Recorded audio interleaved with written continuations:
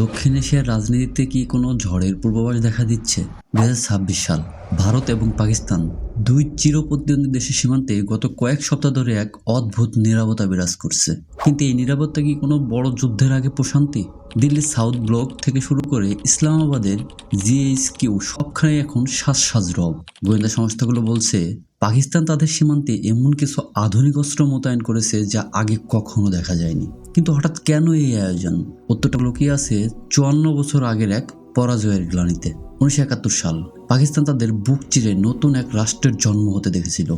সেই পরাজয়, সেই আত্মসমর্পণ কি পাকিস্তান আজও ভুলতে পেরেছেন? নাকি 2026 সালে এসে তারা নিতে চান এক চূড়ান্ত প্রতিশোধ? 71-এর সেই ক্ষত ও প্রতিশোধের আগুন। ইতিহাসের পাতায় ফিরে যাওয়া যাক।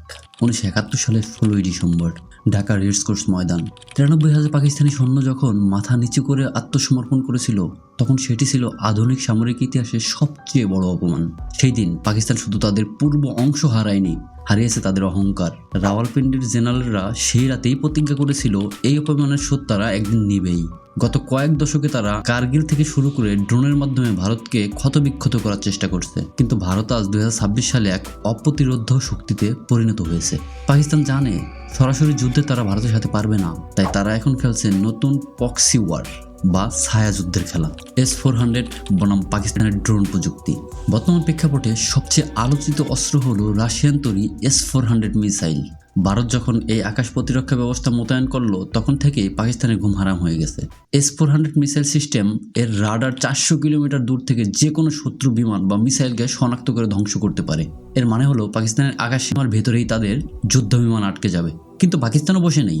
তারা এখন ব্যবহার করছে সোয়ার্ম ড্রোন। শত শত ছোট ছোট ড্রোন যখন একসাথে হামলা করবে, তখন কি এই S-400 মিসাইল সিস্টেম সবগুলো আটকাতে পারবে?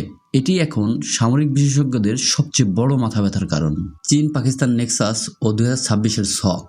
এলেও এটা কি শুধু দুই দেশের? না, এর পেছনে রয়েছে চীনের বিশাল হাত। চীন চাচ্ছে ভারতকে দুই দিক থেকে ঘিরে ফেলতে। একদিকে লাগাত সীমান্ত দিয়ে চীন চাপ দিচ্ছে, অন্যদিকে পাকিস্তান সীমান্তে উত্তেজনা জিইয়ে রাখছে। 2026 সালে এসে চীন পাকিস্তানকে আধুনিক সাবমেরিন এবং যুদ্ধ বিমান দিয়ে সাহায্য করছে।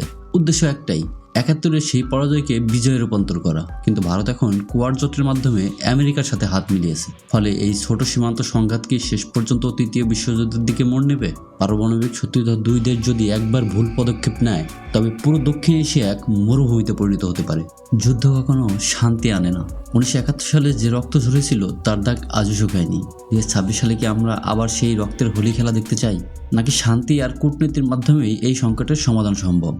সাধারণ মানুষ হিসেবে আমরা শুধু চাই একটি নিরাপদ পৃথিবী।